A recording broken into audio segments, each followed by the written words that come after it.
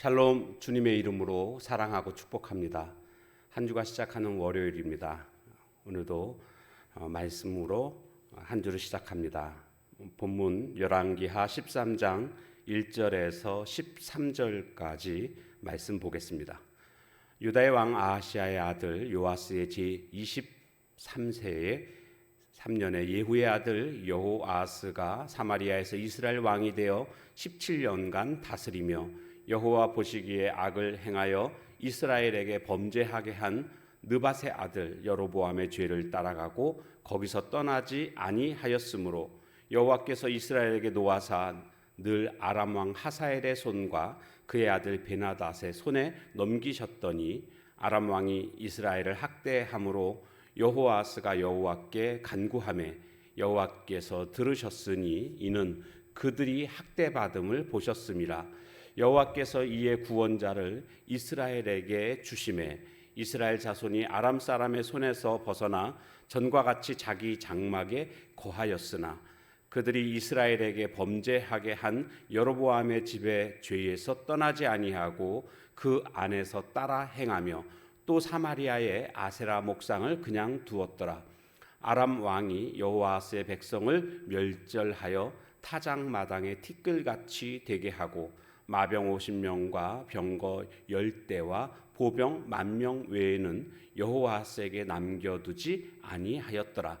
여호아스의 남은 사적과 행한 모든 일과 그의 업적은 이스라엘 왕 역대 지략에 기록되지 아니하였느냐.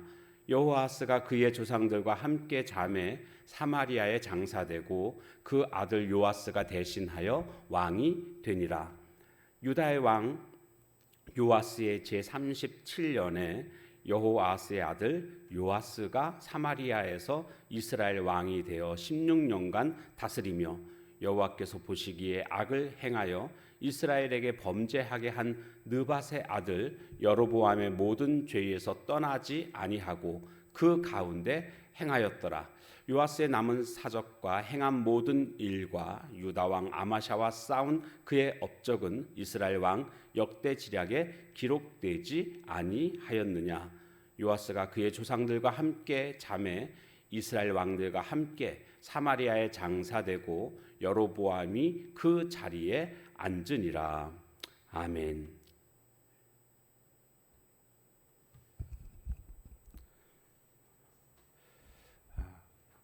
자, 오늘 본문은 그 북이스라엘 왕 예후의 아들 여호아스 그리고 또 그 아들 요아스에 관한 그런 내용이 되겠습니다. 자, 먼저는 아시아 그 북이스라엘 예후의 아들 여호아스가 이제 왕이 됐다, 이런 내용이 나옵니다. 그런데 어떻게 그가 왕으로서의 행하는 모습을 보여주고 있는가 보니까 2절 여호와 보시기에 악을 행했습니다. 그런데 어떤 악을 행했는가 보니까 여로보암의 죄를 따라가고 거기서 떠나지 아니하였으므로 이렇게 되어 있습니다. 여로보암의 죄를 따라갔다라는 것은 여로보암이 우상 숭배하지 않았습니까? 베델과 단에 금송아지 만들어 놓고 여기서 제사 드려라. 이것이 여로보암의 죄입니다. 그래서 여로보암의 죄를 따라갔다, 이것은 우상을 숭배했다라는 어떤 관용어이거든요. 그래서 지금 이 여호아스가 우상 숭배를 했다라는 겁니다. 그럼 우상 숭배 하게 되면 뭐 그 다음에 어떤 일이 벌어지는지 우리는 충분히 예상할 수가 있습니다. 3절에 보니까 이스라엘에게 노하사, 하나님이 노하셨습니다. 그냥 화만 내신 게 아니고 그 다음에 늘 아람 왕 하사엘의 손과 그의 아들 베나닷의 손에 넘기셨더니, 그러니까 늘 하나님이 징계하시는, 심판하시는 방법이 이렇게 이웃 나라가 쳐들어오는 것을 허용하신다라는 것을 알 수가 있습니다. 그래서 여호아스 때에 얼마나 이 아람한테 시달렸는지 그가 이제 하나님 앞에 다시 여호아스가 하나님께 간구를 합니다. 그랬더니 하나님이 또 들으십니다. 이는 그들이 학대받음을 보셨음이라. 여기 말씀에 보면 여호아스가 이처럼 하나님 앞에 간구했을 때 하나님이 이 여호아스, 우상을 숭배했던 여호아스의 이 간구를 들어주신 것이 때로는 의아하게 느껴질 수 있습니다. 그런데 우리는 잊어서는 안 되는 것이 하나님은 언제나 구원을 준비하고 계시다는 겁니다. 우리가 잘못됐을 때에 하나님 앞에 나아가서 회개하여 부르짖게 되면 하나님은 그 회개를 기다리셨던 하나님의 모습을 그냥 그대로 보여줍니다.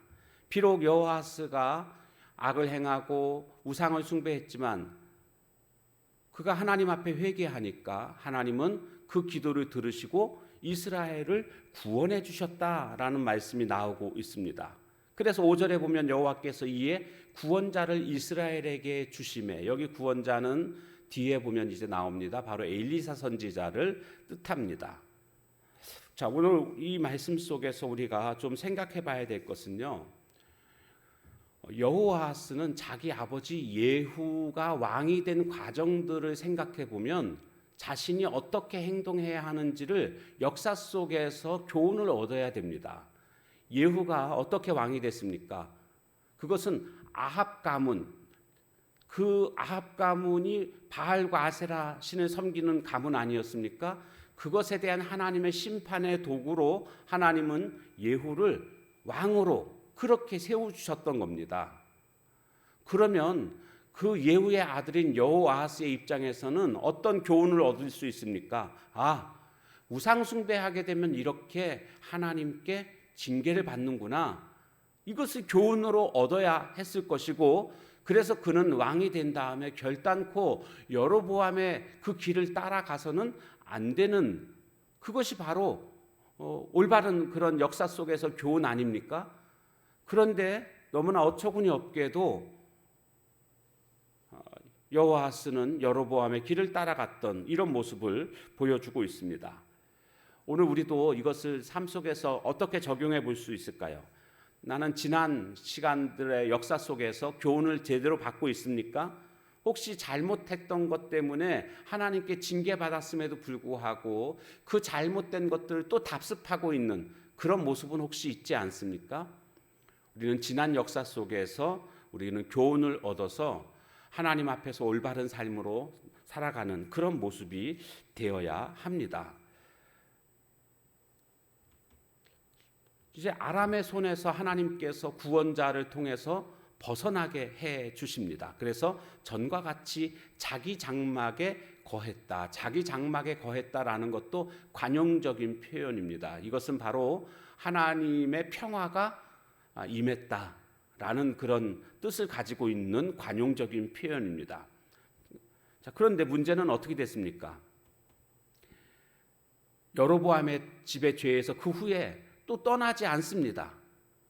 우상을 숭배했다라는 거죠. 그 안에서 따라 행하며 또 사마리아의 아세라 목상을 그냥 두었더라. 아니, 하나님이 구원해 주셨으면 이제 거기서라도 깨닫고 교훈을 얻어서 하나님만을 잘 섬기는 모습이 되어야 하는데 그렇지 못했습니다. 또다시 잘못을 답습하고 있는, 여로보암의 길을 따라가고 있는 그런 모습입니다. 그래서 결국 어떻게 되는가 보니까 7절에 아람 왕이 여호아스의 백성을 멸절하여 타작마당의 티끌같이 되게 하고, 그래서 이스라엘의 현재 형편이 어떻게 되는가 보십시오. 마병 50명과 병거 10대와 보병 10,000명 외에는 여호아스에게 남겨두지 아니하였더라. 한마디로 거의 멸절된 상태입니다. 최소한의 그냥 군사력을 지니고 있을 만큼 철저하게 무너지고 있는 그런 북이스라엘의 모습, 여호아스의 그 상태라는 것을 알 수가 있습니다. 그 이후에 이제 여호아스가 죽게 되었고 그 아들 요아스가 대신하여 왕이 됩니다. 근데 이제 이름이 근데 똑같습니다. 남쪽 유다 왕 이름도 요아스입니다. 남쪽은 그 아하시아의 아들 요아스고요. 북쪽 이스라엘은 여호아하스의 아들 요아스입니다. 이름은 똑같지만 그 성격은 전혀 다른, 한 왕은 그래도 하나님 앞에서 선한 왕이었지만 이 북쪽 왕 요아스는 악한 왕이라는 것을 우리는 이제 보게 됩니다. 그가 어떻게 왕의 자리에서 행하고 있는가를 보니까 이 요아스가 여호와 보시기에 악을 행하여라고 되어 있습니다. 그래서 이스라엘에게 범죄하게 한 느밧의 아들 여로보암의 모든 죄에서 떠나지 아니하고, 참 너무하다 하는 생각이 듭니다. 그 아버지 여호아스가 지금 이렇게 여로보암의 길에서 떠나지 않음으로 말미암아 거의 나라가 지금 멸망 직전까지 왔는데, 그 아들이 왕이 돼 가지고는 또다시 계속 여로보암의 죄에서 떠나지 않는 이런 모습을 보여주고 있습니다. 자, 그런데 오늘 우리는 여기서 좀 우리가 집중해야 될 한 가지 사실은요, 11절에 보면 여호와께서 보시기에 악을 행하여라는 말씀입니다. 그러니까 우리의 판단 기준은, 우리들의 삶에 대한 판단 기준은 여호와 보시기에라는 것을 우리는 알게 됩니다. 지금 이 북이스라엘 요아스 왕의 평가는 여호와 보시기에였습니다.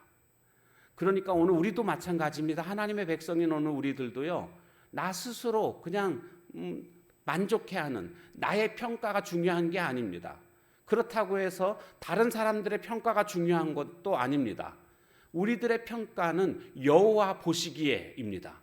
여호와께서 보시기에 좋았더란지, 아니면 여호와 보시기에 악을 행했다라든지, 여호와 보시기에가 평가 기준이라는 것을 우리는 알 수가 있습니다.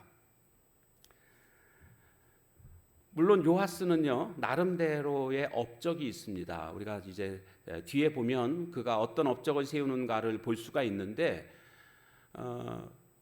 그것이 의미가 없습니다. 우리는 하나님 앞에서 하나님 보시기에 어떠하느냐가 중요하지, 내가 살면서 어떤 업적을 남기느냐, 세상적인 업적, 그거 다 하나님 심판대에서 불타서 없어질 공력들입니다. 그렇기 때문에 여호와 보시기에 내가 어떤 삶을 살았는가를 우리는 늘 기억해야 되겠습니다. 그가 여로보암의 길을 따라갔는데, 그래서 심지어는 보니까 13절에 보면 이 요아스가 그의 조상들과 함께 잠에 죽었다는 거죠. 장사 지냈는데 그 아들 여로보암이 그 자리에 앉으니라. 자신의 왕자를 이렇게 대신할 그 왕자의 이름을 여로보암이라고 이름을 졌습니다. 이걸 통해서 우리는 그의 마음 상태를 우리는 충분히 알 수가 있습니다. 오늘 우리는 어떤 길을 걸어가느냐가 중요합니다. 그리고 여호와 보시기에가 중요합니다. 하나님 보시기에 나는 과연 어떤 평가를 받고 있는가, 칭찬을 받고 있는가, 아니면 하나님 앞에서 꾸중을 듣는 나의 모습인가를 날마다 살펴보며 주님 앞에서 여호와 보시기에 좋았더라, 이렇게 평가받을 수 있는 우리 모두의 삶이 다 되시길 주님의 이름으로 축복합니다. 함께 같이 찬양하도록 하겠습니다.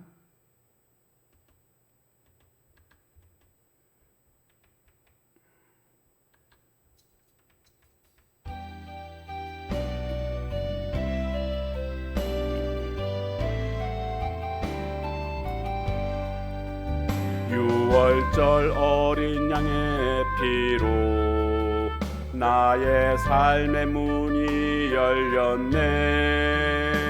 저 어둠의 권세는 힘이 없네.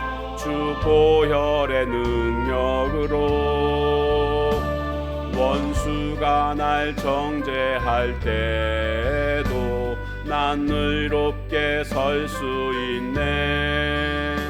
난 더 이상 정죄함 없네. 난 주 보혈 아래 있네. 난 주 보혈 아래 있네. 그 피로 내 죄 사했네. 하나님의 긍휼 날 거룩해 거룩해 하시었네. 난 주보혈 아래 있네.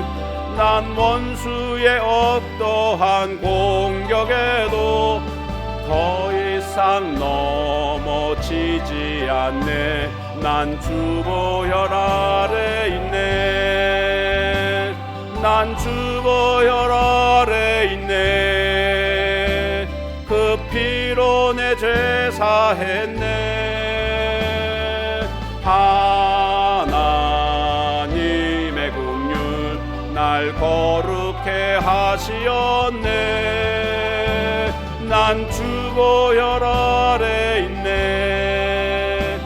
난 원수의 어떠한 공격에도 더 이상 넘어지지 않네. 난 주보혈 아래 있네.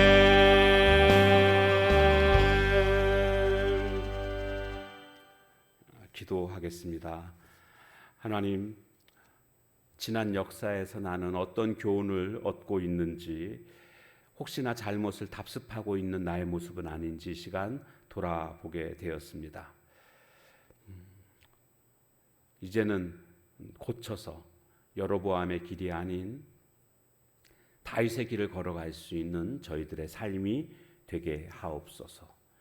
하나님은 비록 잘못된 자가 그렇게 하나님을 길을 벗어난 그런 길을 걸어가고 있다 할지라도 회개하고 주 앞에 간구하는 자에게 하나님은 그 기도를 들으시고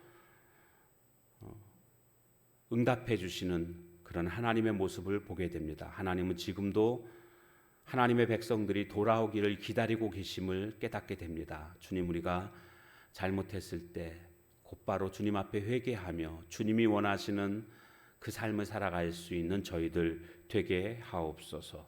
또한 요아스에 대한 평가는 여호와 보시기에 악을 행했다라고 평가받고 있는 것을 보게 되었습니다. 오늘 우리들도 여호와 보시기에 이것이 바로 우리의 평가 기준임을 기억하고 주님 앞에 칭찬 들을 수 있는 삶을 살아가는 삶이 되게 하옵소서. 나 개인의 어떠한 판단이 기준이 되는 것이 아니라, 다른 사람들의 평판이 기준이 아니라 여호와 보시기에가 기준이 되는 삶이 되게 하옵소서. 예수님의 이름으로 감사하며 간절히 기도하옵나이다. 아멘. 주신 말씀 붙들고 함께 같이 기도하는 시간 갖도록 하겠습니다.